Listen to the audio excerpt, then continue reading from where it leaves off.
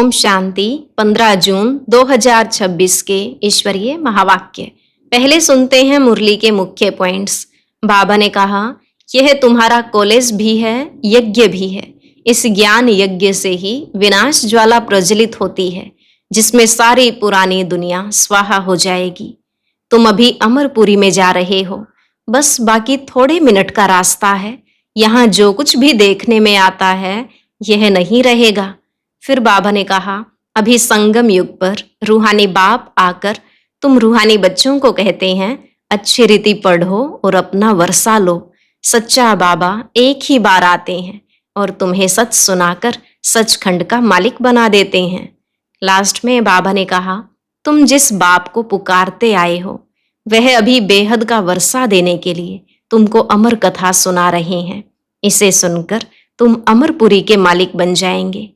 आधा कल्प के लिए बाबा तुमको सब दुखों से छुड़ाते हैं, तो ऐसे बाप को कितना प्यार से याद करना चाहिए। अब सुनते हैं महावाक्यों को विस्तार से। मुरली का सार।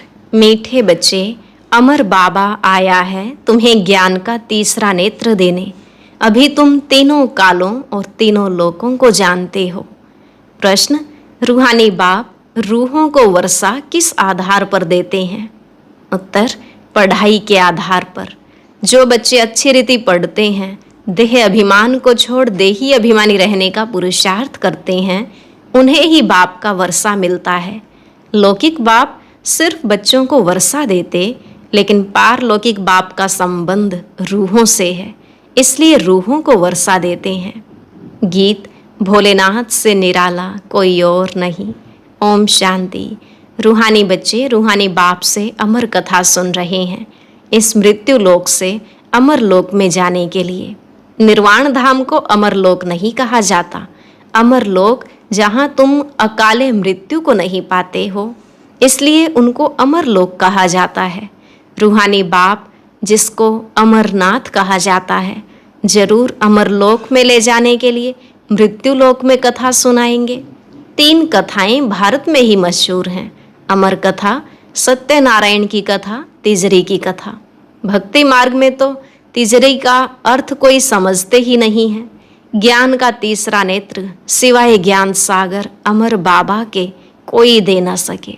मीठे मीठे रूहानी बच्चे अब जान गए हैं कि हमको अब ज्ञान का तीसरा नेत्र मिल रहा है, जिस तीसरे नेत्र से तीनों कालों तीनों लोकों को तुम जान चुके हो। मूल वतन, सूक्ष्म वतन, स्थूल वतन के आदि मध्य अंत को भी जान चुके हो, इसलिए बच्चे अपने को त्रिकालदर्शी भी समझते हैं।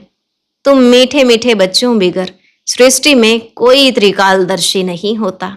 तीनों कालों अर्थात सृष्टि के आदि मध्य अंत को नहीं जानते।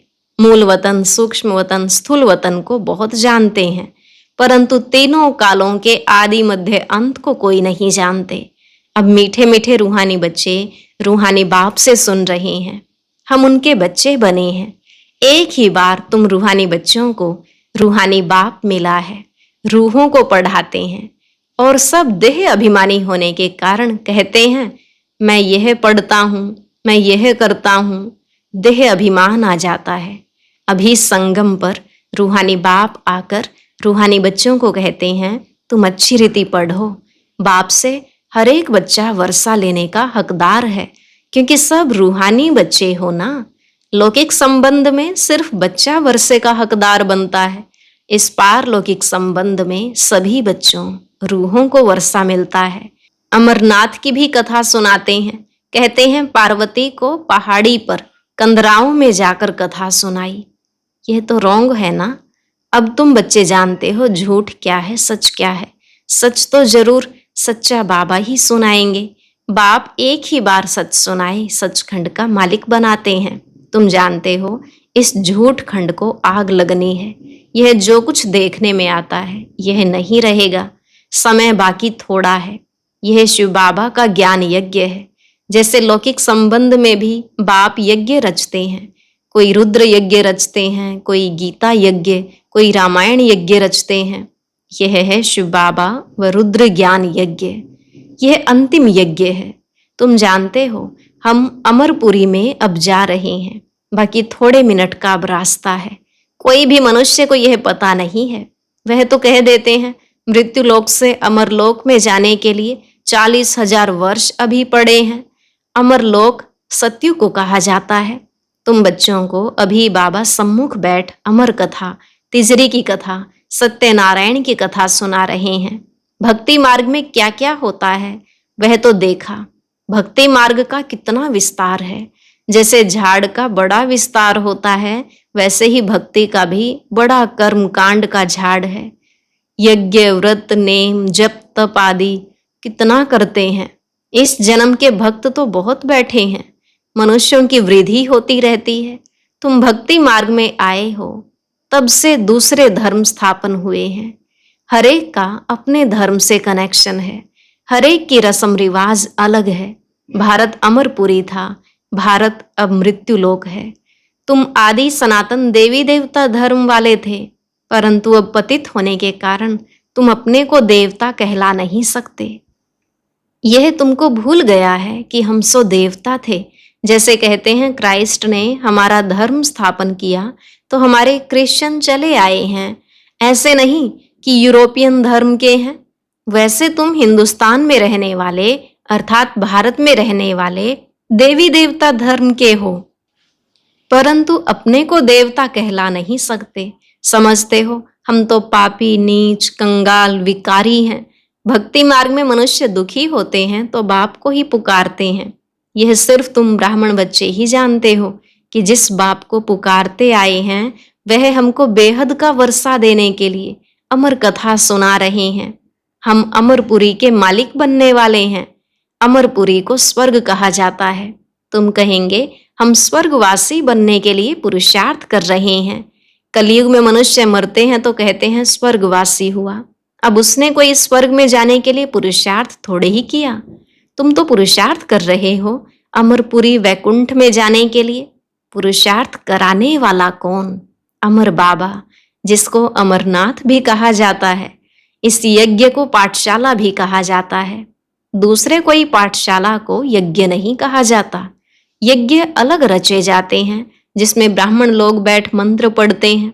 बाप कहते हैं यह तुम्हारा कॉलेज भी है, यज्ञ भी है, दोनों इकट्ठे हैं। तुम जानते हो इस ज्ञान यज्ञ से विनाश ज्वाला प्रज्वलित हुई है। इसमें सारी दुनिया स्वाहा हो जानी है, फिर नई दुनिया बननी है। इसका नाम ही है महाभारी महाभारत लड़ाई। इस जैसी लड़ाई और कोई होती नहीं। कहते हैं युद्ध में मुसलों से लड़ाई हुई। तुम्हारे साथ लड़ाई तो है नहीं, इसको महाभारत लड़ाई क्यों कहते हैं? भारत में तो एक ही धर्म होता है ना। मौत तो बाहर है, यहाँ लड़ाई की तो बात नहीं है।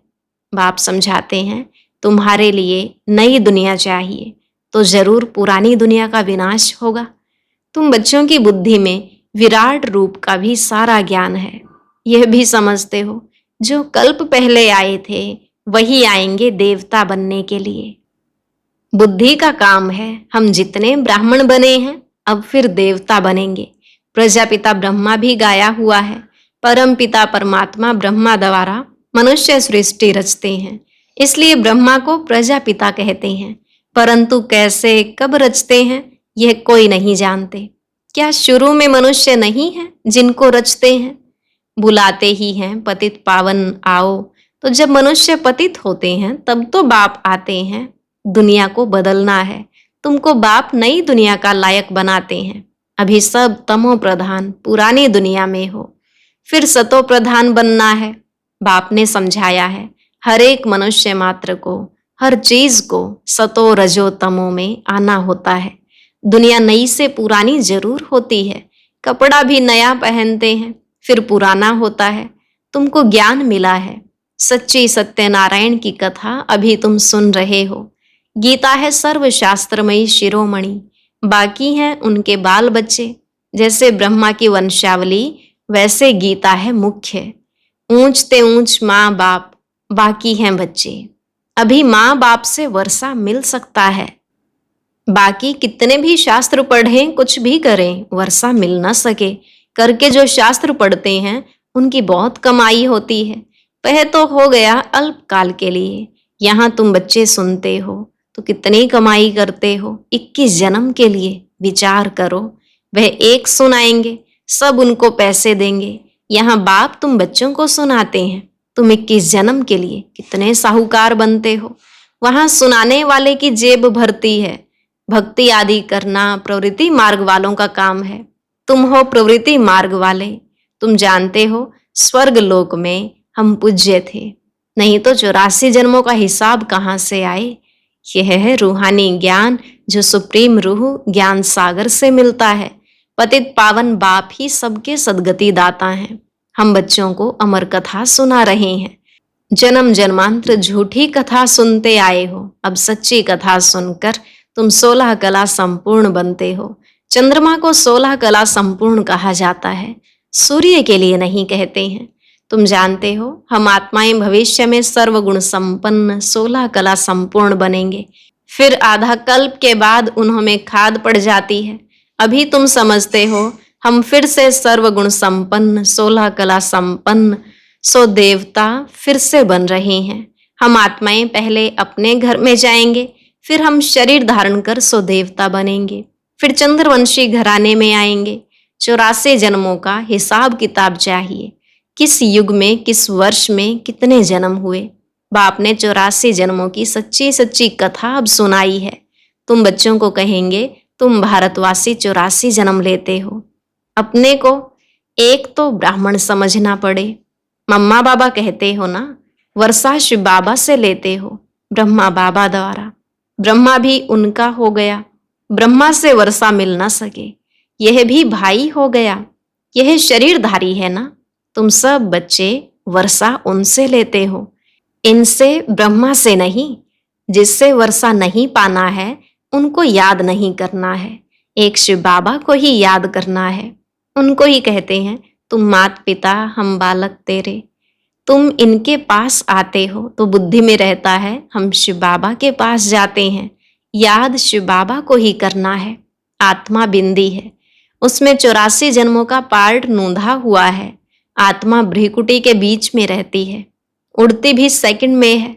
मैं आत्मा एक शरीर छोड़ दूसरा लेता हूँ, भ्रिकुटी के बीच जाए विराजमान होता हूँ। बुद्धि में समझ है हमारी आत्मा ऐसी है। सतयुग में तो कोई ऐसी चीज देखने की आशा नहीं रहती। आत्मा को देख सकते हैं दिव्य दृष्टि से, कोई इन आंखों से देखने की बात नहीं है।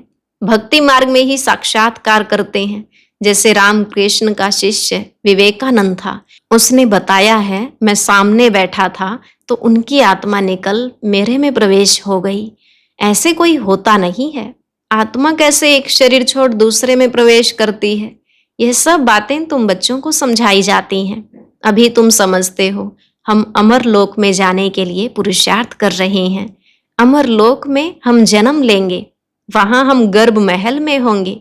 यहाँ तो गर्भ जेल में बहुत त्राही त्राही करते हैं। अब आधा कल्प के लिए बाबा तुमको सब दुखों से छुड़ाते हैं, तो कितना प्यार से ऐसे बाप को याद करना चाहिए। अच्छा, मीठे मीठे सिकिलधे बच्चों प्रति माता पिता बाप दादा का याद प्यार और गुड मॉर्निंग। रूहानी बाप की रूहानी बच्चों को नमस्ते। रूहानी बच्चों की रूहानी बाप दादा को नमस्ते नमस्ते, गुड मॉर्निंग। शुक्रिया बाबा, शुक्रिया। धारणा के लिए मुख्य सार। पहला पॉइंट, स्वयं को रूह समझ रूहानी बाप से पढ़कर पूरा वर्षा लेना है। सचखंड का मालिक बनने के लिए सच्ची कथा सुननी और सुनानी है। दूसरा, जिस बाप से बेहद का वर्षा मिलता है उसे ही याद करना है, किसी देहधारी को नहीं। इस पुरानी दुनिया को आग लगनी है, इसलिए इसे देखते भी नहीं देखना है। वरदान, साइलेंस की शक्ति द्वारा अपने रजिस्टर को साफ करने वाले लोकप्रिय प्रभु प्रिय भव। साइलेंस की शक्ति द्वारा अपने रजिस्टर को साफ करने वाले लोकप्रिय प्रभु प्रिय भव। जैसे साइंस ने ऐसी इन्वेंशन की है जो लिखा हुआ सब मिट जाए, मालूम न पड़े, ऐसे आप साइलेंस की शक्ति से अपने रजिस्टर को रोज साफ करो तो प्रभु प्रिय व दैवी लोकप्रिय बन जाएंगे। सच्चाई सफाई को सभी पसंद करते हैं, इसलिए एक दिन के किए हुए व्यर्थ संकल्प व व्यर्थ कर्म की दूसरे दिन लीक भी न रहे। बीती को बीती कर फुल स्टॉप लगा दो तो रजिस्टर साफ रहेगा और साहिब राजी हो जाएगा। स्लोगन: व्यर्थ संकल्प करना व दूसरों के व्यर्थ संकल्प चलाने के निमित्त बनना, यह भी अपवित्रता है। व्यर्थ संकल्प करना व दूसरों के व्यर्थ संकल्प चलाने के निमित्त बनना, यह भी अपवित्रता है। अव्यक्त इशारे: सदा हर्षित रहने के लिए अपनी नेचर को सरल बनाओ, सहनशील बनो। मन, वाणी, कर्म में सरलता और सहनशीलता, यह दोनों आवश्यक हैं। अगर सरलता है, सहनशीलता नहीं, तो भी श्रेष्ठ नहीं। सरलता के साथ सहनशीलता है तो शक्ति स्वरूप कहा जाता है। शक्तियों के चित्रों में सरलता और सहनशीलता दोनों ही गुण दिखाते हैं। अभी की रिजल्ट में कहाँ सहनशीलता अधिक है, कहाँ सरलता अधिक है। अब इन दोनों को समान बनाओ। आज का अव्यक्त ज्ञान मोती सुनने के लिए ऊपर दिए गए बॉक्स पर क्लिक करें। अगर बॉक्स दिखाई नहीं दे रहा है तो ऊपर जो कॉर्नर में शो लिखा हुआ है उस पर क्लिक करें।